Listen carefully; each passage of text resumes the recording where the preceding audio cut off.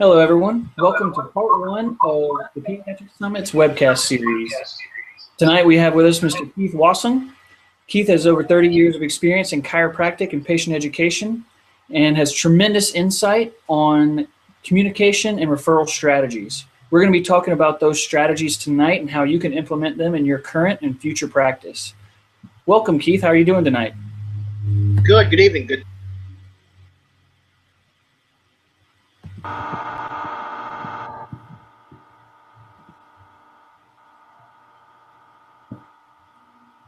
I see you now. You're moving. Okay. Did you hear me before? I did not. Start over. As soon as you started speaking. How are you doing tonight? Thanks for joining us. Great to be here. Thanks for having me on. I'm looking forward to a great conversation. Awesome. So I met, let me switch this over. Okay. I met Keith at Dynamic Essentials and the GCC and speakers, him speaking and presenting, and just at the Berkshire event and all sorts of events around the country. And his information is just spot on. His communication stuff is amazing. Tons of people using it in his office just because he has so much to learn from. Keith, let's get on to the topic tonight. Let's see. What we're talking about, communication and referral strategies. What is the most prudent thing that you can think of that would help somebody in communication? Well, I think the starting point is this. I'm approaching 30 years doing this as a lay advocate. Of course, I have a day job. And the first chiropractic event I ever went to was actually Sherman Lyceum, which is this week. And I heard a speaker stand on the stage, and he made a statement that I hear at almost every seminar. He said, all you have to do is share the story. Just tell the chiropractic story, and they'll come running. And what people take from that, because you hear that a lot, what people take from that is if I just give enough information, if I can just give people enough data, enough research, enough videos, enough testimonial, enough evidence, if I can just give them enough stuff, eventually they'll be won over and say, you got me, sign me up, let's get checked the rest of my life. And I don't believe that happens nearly as much. In fact, I think it's actually a very rare instance where people are won over simply on the basis of information. Now, information is important, and certainly having the right tools, the right evidence, the right data at your fingertips is a critical part of the process. But that has to be preceded by what I call engagement, where the people are actually interested in the information before you even begin. In other words, your message actually needs to draw them into your realm, so to speak, where there's some interest. And they're drawn in sometimes by need, usually by curiosity. Just something has piqued their curiosity and they say, I want to know more. And so until that engagement occurs, you can give them all the data you want. It's just going to go in one ear and out the other. So first tip is really start with that engagement. Have that unique message relative to chiropractic that you can broadcast that people are drawn to with some curiosity saying, tell me more. That's the starting point. So now you're wanting me to ask you to tell me more. What would, when you say a unique message, what is something that is unique to chiropractic that we could maybe talk about and communicate? Great question. There's really only one thing unique to chiropractic. And it's not that it's natural. It's not that it's vitalistic. Those are central points to it. There's other health disciplines. There's other thought processes that involve vitalism. Many other things at least claim to be natural. But the unique message of chiropractic is the subluxation. If you want to grow your practice, if you want to expose more people to chiropractic, if we want to get past this dinky 3-4% that we've been stuck at forever, then you have to create a demand from the public. Let's face it, the demand simply is not there right now. Whatever demand there is for chiropractic is a bastardized demand. They're coming for the wrong reasons and they're leaving for the wrong reasons. And so to create that demand, you communicate that unique message. And the unique message is vertebral subluxation, something nobody else can lay claim to. There's other disciplines that can lay claim to posture and health and structure and all these things. Really, subluxation is that unique message. And Caleb, there's two sides to that subluxation message, kind of like two sides of a coin. The first side of it is a variety of health issues, conditions in which subluxation either plays a primary cause or, more often the case, is simply a significant contributing factor. There may be other things going on, and there usually is, especially in today's environment. We're just worried about the subluxation piece. And that can be clearly shown through evidence, through research, most of it done outside of the profession. The other side of the coin are the benefits of a properly functioning spine and nervous system as it relates to lifestyle, performance, and activities of daily living. And when you can put those two together, the why subluxation should be removed and why you should get checked on a regular basis, adjusted if necessary, you've got a powerful message that people are drawn to. Now, again, you don't even have to talk chiropractic. Once people understand the issue, that unique message, this chiropractic is simply a solution. It's where they end up. That's why you never start with chiropractic. You always end with it. Yeah, chiropractic is definitely the solution. I mean, once people get it, they just don't know that that's the solution yet. They know they should work right. They shouldn't be sick. They shouldn't have these conditions. But yeah, because they don't understand causation. And it's interesting as you know, I'm on Facebook and I've got all social medias. Not a day goes by somebody doesn't call me, message me, and say, "Hey, do you have any studies on chiropractic and multiple sclerosis?" And I always say, "Yeah, I got a couple. Honestly, they're not the greatest. You know, they're not top tier. I got tons of stuff relating spinal nerve interference and MS. Do you want that? No. I just they want to go right to the solution." And they really need to spend most of their time on that causation. When I lecture, whether it's in the public arena, when I lecture at medical schools, medical conferences, if I have 45 minutes, which is about the normal time I have, I spend the first 42, 43 minutes setting it up. I don't get to chiropractic maybe the 43rd, 44th minute. And then when I've done that, chiropractic becomes a very easy thing to understand because it has been preceded by structure, function, the causation. And that's where you need to spend your time at all levels, all kinds of people, focusing on that subluxation. Absolutely. And you say all kinds of people. So there's tons of different focuses, I would say, in chiropractic. All could be subluxation focused, but let's say I want to be subluxation centered and focus in, sports or pediatrics, or especially on this webcast, pediatrics. But do you speak to different types of people different ways? And is there a variety? No, the engagement's the same. People are just naturally drawn on curiosity and potentially what it can do for them. Having to talk to an engineer differently than a teacher, I don't put a lot of stock into. Now, down the road, the information, the engineering type's going to want to look at the data a whole lot more. The homemaker, the mom type is going to want to look more at the testimonials. But that's something they self-discover. Giving information is not about just handing it to them and saying, "Here's how it is. Now I'm going to teach you." It's more about leading them down a path of self-discovery where you're just shining the light along the way. You're just giving information however they want to go. And they come to a point where they self-realize. They actually understand. They come to a point where they say, "I've discovered this for myself," instead of you trying to force it down their throat, so to speak. And so I don't think we have to speak to people differently.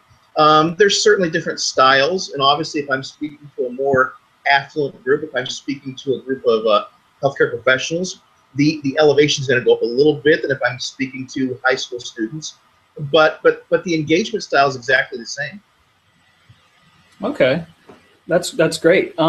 So when you speak to people, would you suggest doing community events or talks versus, let's say, screening? I know we've spoken in the past about screening and those types of things, so we don't have to go back, and if anybody wants to know more about screening, we have that video in our channel. But the best ways to communicate, would you say, is in your office, table talk type stuff and creating referrals, or like going out of in the community and doing group talks to just educate?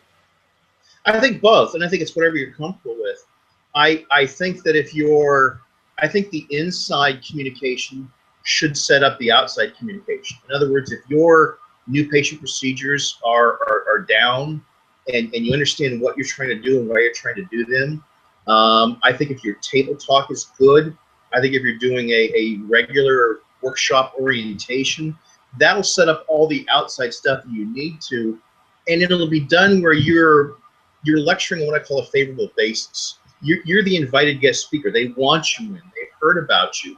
And I have a process, which we'll get into, hopefully, about leveraging that, as opposed to knocking on the door and saying, hey, can I come talk to your group? I see docs trying to set up their own community events. Put it to where you create a demand. Just like you're creating a demand for chiropractic, you're creating a demand for yourself as a speaker in these various venues that already have speakers together. I watch docs all the time trying to spend a lot of time, a lot of money trying to set up lectures and put together themselves. Hey, go where they're already at. You know, go where people are already assembled, already listening, already having speakers on a regular basis.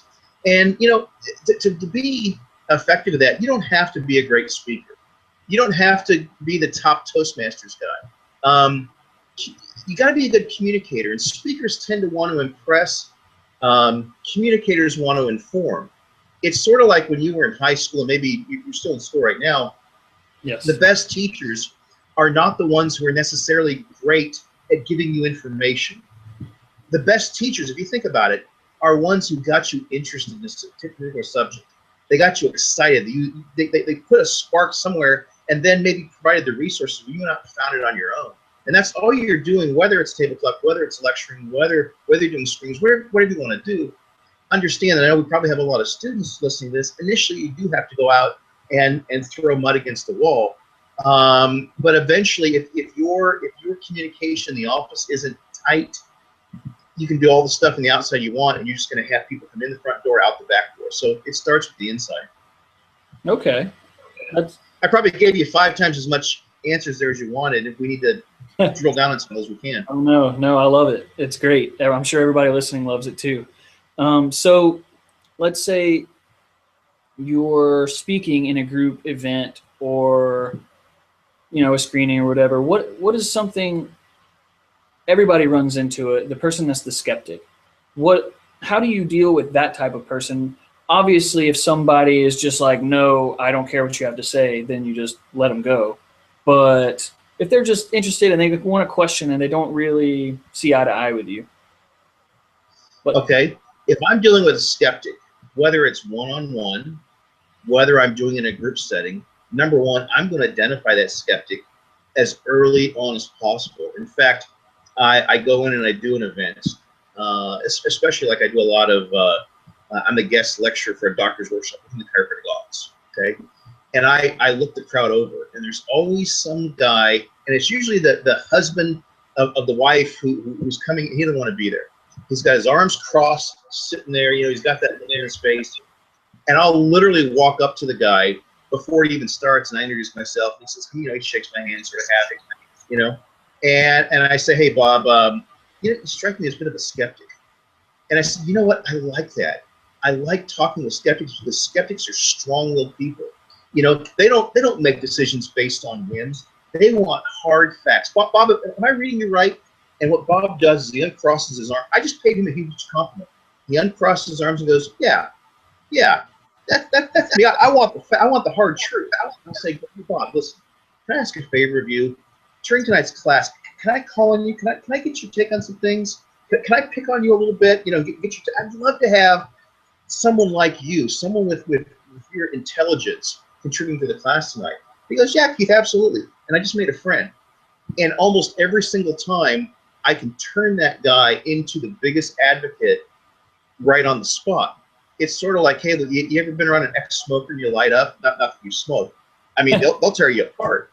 And so I identify that even when I'm talking to someone on the street. They say, you're kind of skeptical, and I pay them a compliment. Skeptics are good. They're strong-willed. They're smart.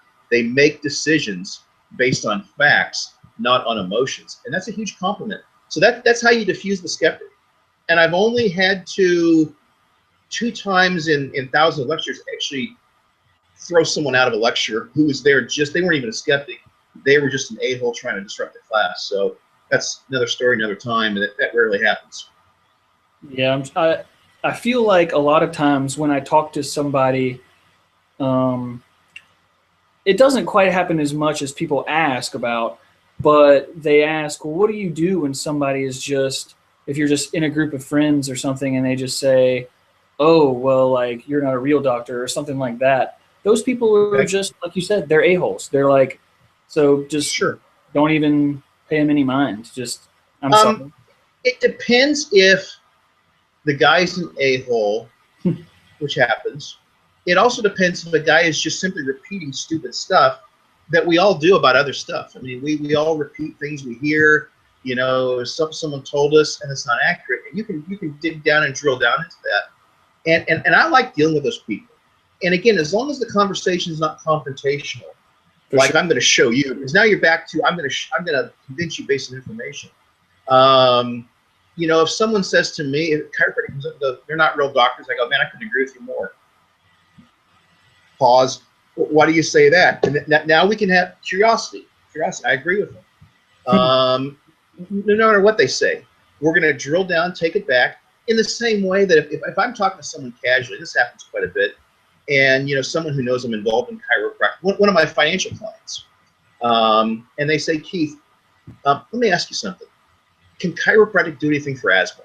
Can chiropractic help X, Y, Z? Okay, you get that a lot, and you really don't know how to. It's tough to answer that. You don't want to say yes because you don't want to make chiropractic out to be a treatment, but you don't want to say no because you know possibly chiropractic can help that person. So, hey, ask me that question. Ask me, can chiropractic help? Whatever. Keith, I know you work with chiropractors and you know a lot about chiropractic. Can chiropractic help with asthma? Okay, that's a great question. Let me ask you this before I answer that. In your opinion, or in your knowledge, what is the purpose of chiropractor? What is it you think a chiropractor does? And I check your answer. And guess what? Your answer is going to be off, or you wouldn't be answering that question. And so once you answer that question, guess what? We got to back up. And in 2 minutes' time, we've got to build that foundation. We got to talk nervous system. We got to talk subluxation before I can ever possibly answer that question. And so we're going to go backwards. I'm going to ask you leading questions. You're going to answer them. Chiropractic, the story, it's like this giant box of jigsaw pieces, jigsaw puzzle. You've seen all the pieces, but you've never seen them assembled. I'm going to help you assemble them. I'm going to ask leading questions, and I'm going to tie them together. When I ask you, what is it you think a chiropractor does? And you give the goofiest answer possible, they crack your backs. I'm going to redirect the question and say, okay, you're right. They work on your spine. Now, why would they work on your spine? What system is housed in the spine? And I'm going to slowly bring you back to where you actually think you said they work on the spine as opposed to saying the chiropractor. I'm going to restate the answer for you, and you think you said it. And then we're going to come back to the initial question. I'll say, so Caleb, could something like a vertebral subluxation cause or contribute to a condition like asthma? Well, yeah, that would make sense. So would correcting that subluxation allow the body to handle it? Yes.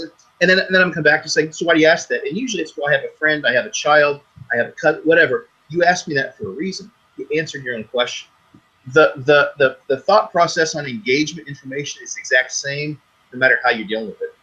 But unfortunately, too many people, especially young docs, want to start with chiropractic. They want the world to know that they're a chiropractor, and then all of a sudden now it's chiropractic versus this. It's why this.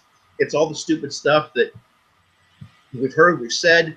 And by the way, this is going to lead us into our referral thing, because if we're getting this kind of pushback from people we talk to, don't you think our patients are getting the same thing? Do you think they're any more qualified to talk about chiropractic than you are? Do you think that's why most of them, once they've had that initial conversation and they've not been trained in how to communicate, which is the key to the referral process, you don't think they're going to give up and say, I'll never open my mouth again. I'll give out a card now and then. I'm not going to say anything. There's a strong message there. And so you never want to answer chiropractic concerns with chiropractic. You've got to back up and talk physiology. Yeah, absolutely. And before we get to the referrals, I do want to ask you a ton about that. But so we were talking about doing lectures in the community. Mm-hmm. What what would you say the best route or the best strategy to put on this community lecture? You said go where the people are, but what if I'm someone who doesn't really like know where the people are? Okay. You have an office. You do a regular orientation every week, every other week. We can talk, and I'm going to do it when I come down to the summit. I'm going to talk in depth on how to do this, how to get the majority of the people to come to your class, not because they were shamed into it, because they wanted to, because it was their own idea. Okay, so that new patient orientation that's for your patients, for their families, that's the nucleus. You don't know where the people are, but your patients do, because they work, they go to church, they're involved in sports teams, they're in bowling leagues, they're, everyone's got this group, they're in neighborhood cooking associations, they have family reunions, those are groups assembly. Okay, so we do this workshop, which is safe. It's our castle, it's your environment, and you do a class. And I hold up a sheet of paper I call the workshop feedback form, and I say, folks, thank you for coming tonight. This is for our elite patients. Folks, I'm going to cover a lot of facts and figures tonight, a lot of data, a lot of research, a lot of which you're going to find almost unbelievable. I know when I first heard this 28 years ago, I had a hard time believing it. So what I want you to, if you're like me, they want to know, where's the information coming from? Keith, are you making this up? I mean, did you get this off Google? Where are you getting this? What can you trust nowadays?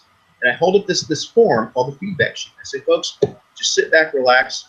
At the end of this class, in 40 minutes, I'm going to have the sheet and give you a chance to get a copy of every single thing that I mentioned in it. Every data, every research, the citation, an actual copy of it. We're going to send it to you digitally. We're not going to hand it to you.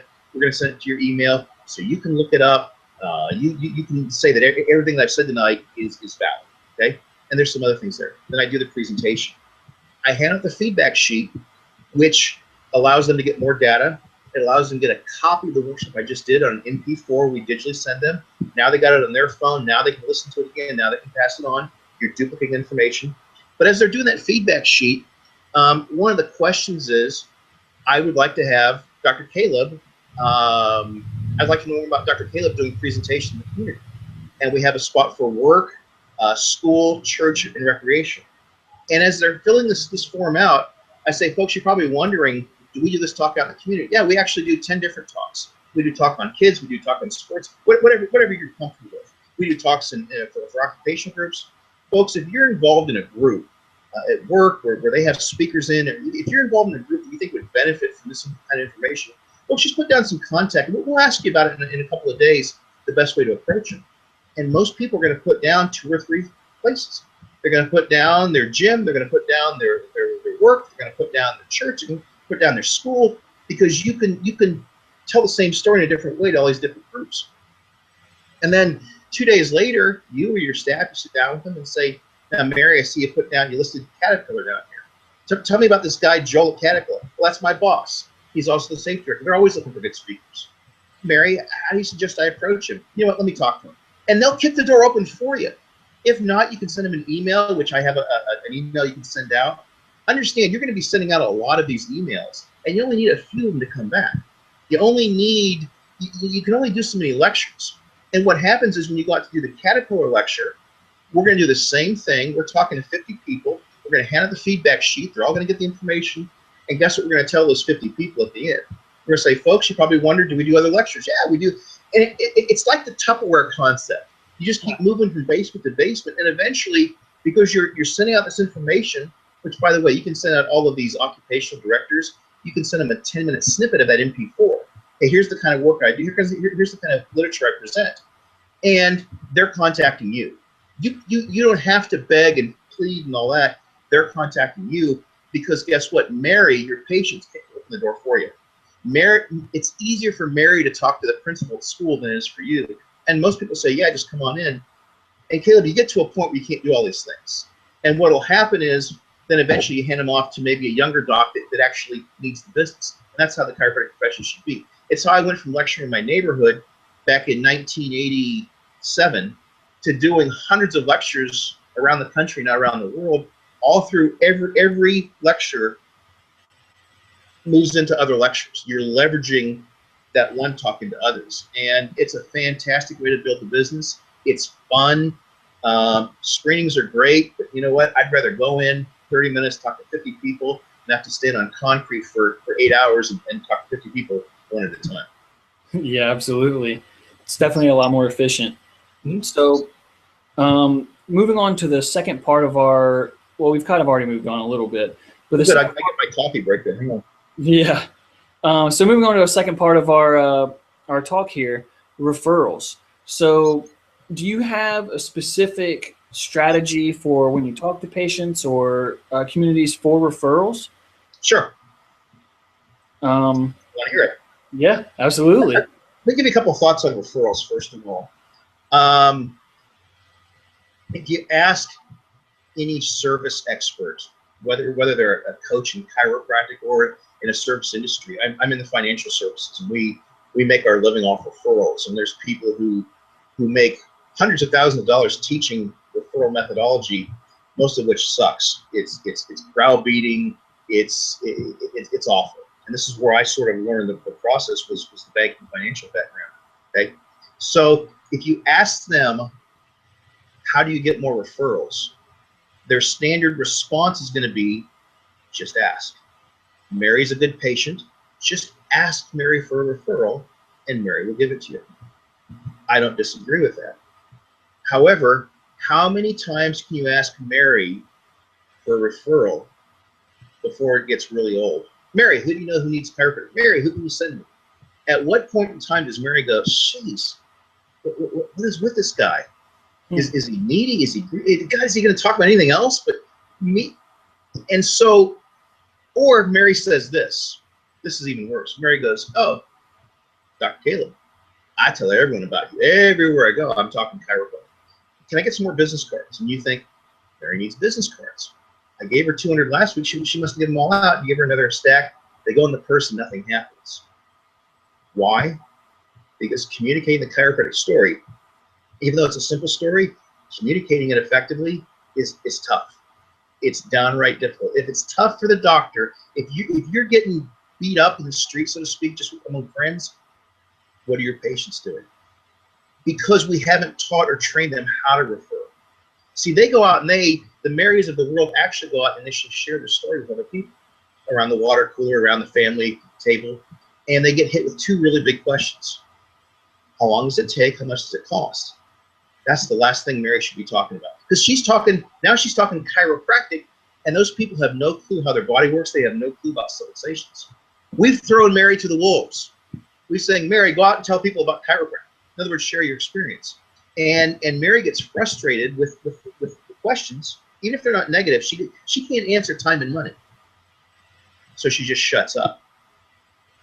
If you want to build a referral network, you have to teach people how to refer, why to refer, and then equip them with the tools to refer.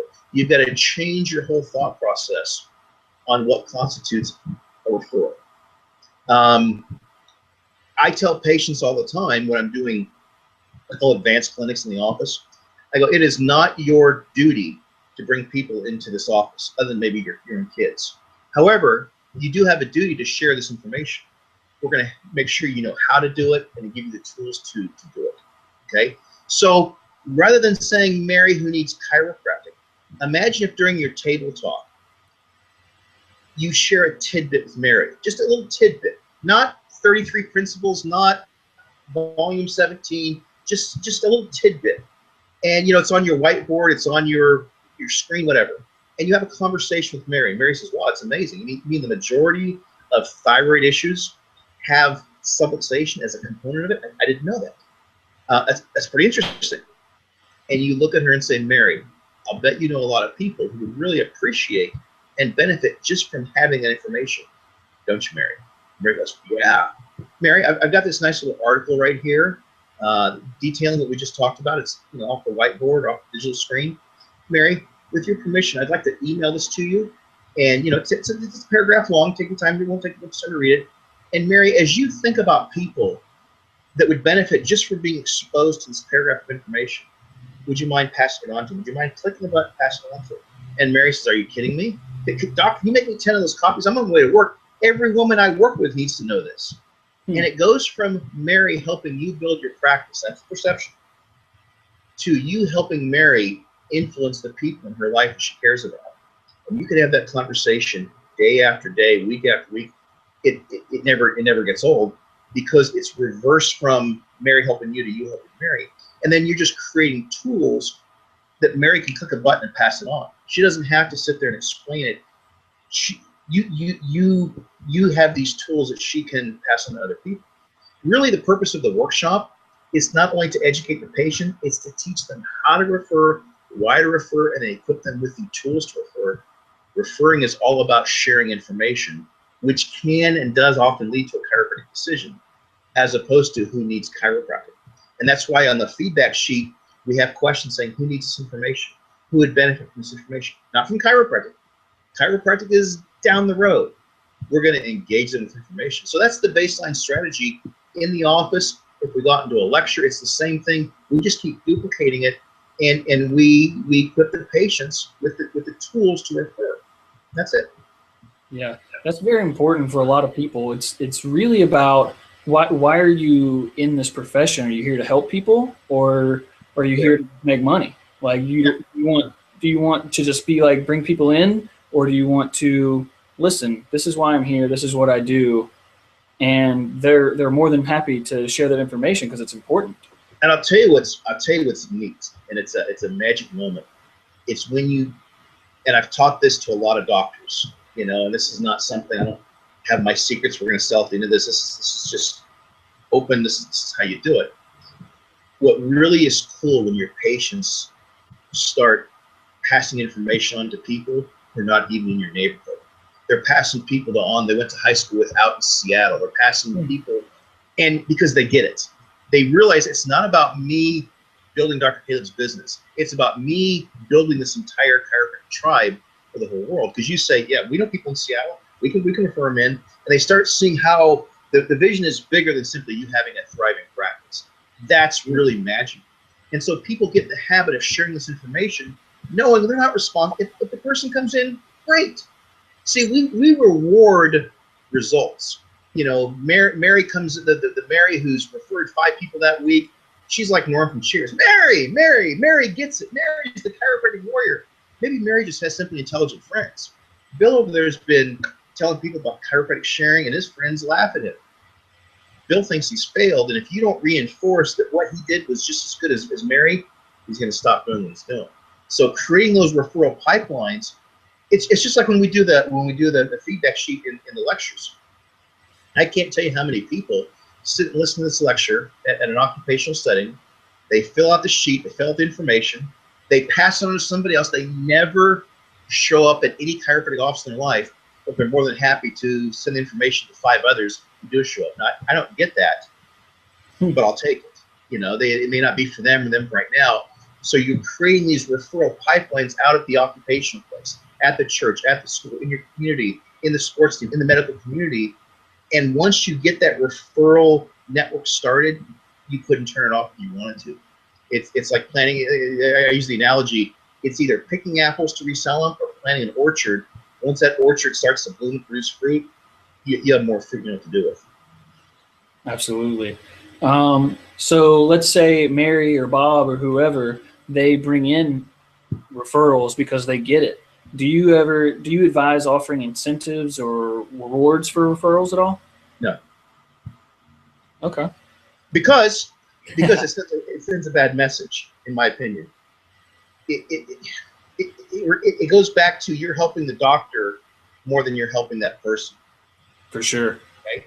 Or it also says that it's if they came in because of my efforts, I'm to be rewarded. If they didn't come in because of my efforts, I'm penalized because I didn't get the Starbucks gift card. Now, I had a young girl up in North Carolina years ago who heard me teaching this concept. Might have been at a DE, I don't remember, after those years.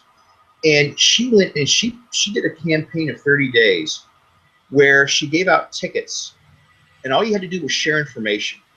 Every person you shared information with, you got a ticket. And it was honor system. You got a point, okay? And people would come in and she'd say, who'd you share with? I shared with 13 people. I shared with 12. And you get all these tickets. At the end of it, she had a big patient appreciation day, and she put the tickets in there, and then she drew prizes. And she said she'd been doing patient appreciation days for years and did literally nothing out of it. Ended up getting like over 90 new patients from it because people were focused on the activity. They went, wait a minute, all I got to do is pass it on to someone. That doesn't matter what happened. I mean, if I give them and this was back in the brochure, if I give them a brochure and they set it on fire, I still get my ticket. So again, that's the habit, sharing information regardless of the outcome. We're too focused on the results that our patients cannot control. We should be focused on creating a habit, a lifelong habit, not of just getting checked themselves, but of sharing it with other people, which leads to a chiropractic decision. That's the referral pipeline. That's amazing. We've covered a decent amount of stuff tonight. Do you have anything else that is pressing that you really wanted to go in on communication or referrals? Well, number one, I hope people who are listening to this, I hope they listen to the entire series of speakers, and I hope they get their ticket for the Pediatric Summit to put this all together. At the summit, I'm going to talk in depth about parents bringing their kids, not because of incentives, not because they've been browbeat, but leading them down a path where the majority of them will bring their kids because they want to. So I'm going to cover that. No, really, I know we covered a lot. I know it seems like it's a different thought process. Doing it this way takes a little longer, when you're building a practice. But in the long run, it's like that orchard. It bears fruit over and over and over and over again. And I want doctors to think like business owners, entrepreneurs, where they're building networks as opposed to being a peddler, where they get their new patients, and then next month they have to start over and start over and start over. This way is just, I'm lazy. I am ambitiously lazy. That's why I said I'd rather go out and talk to 50 people in 30 minutes than stand in the concrete at the flea market for 8 hours talking to 50 people. I'm out in 30 minutes because I got other things to do, usually another lecture. So really, I hope people grasp that. I hope they embrace it. I hope they get excited, because there are millions of people out there who've not heard, who have a positive yet inaccurate viewpoint of chiropractic. Until that's changed, they're never going to set foot in your office or anyone else's office. And there's just an easier way to go about it. Cool. Well, thank you so much for joining us. I know we only had about 30 or 40 minutes. There's no timer on here to share, but I really hope that people, that you grasp what Mr. Wassung is saying and really go out there and just try to change lives and bring we're going to end on tell the story. No. But yeah, for sure, guys. Our next webcast is going to be in 2 weeks with Dr. Drew Rubin, and he is a great presenter. He teaches at Life University. He is an ICPA instructor. Something is happening with my computer right now. Where is it? A pop-up just popped up. Okay. And we're going to be talking about common conditions he sees in practice, and it's going to be phenomenal. If you're already getting this, don't worry, you're going to get the next one. It's in your email. We're not going to keep hassling you, but I do get excited. Thank you, Keith, so much for joining us. And thank you for the time. I know you're studying and getting ready to practice and all that. I know it's a lot of work, but the world appreciates it. Thank you. Thank you.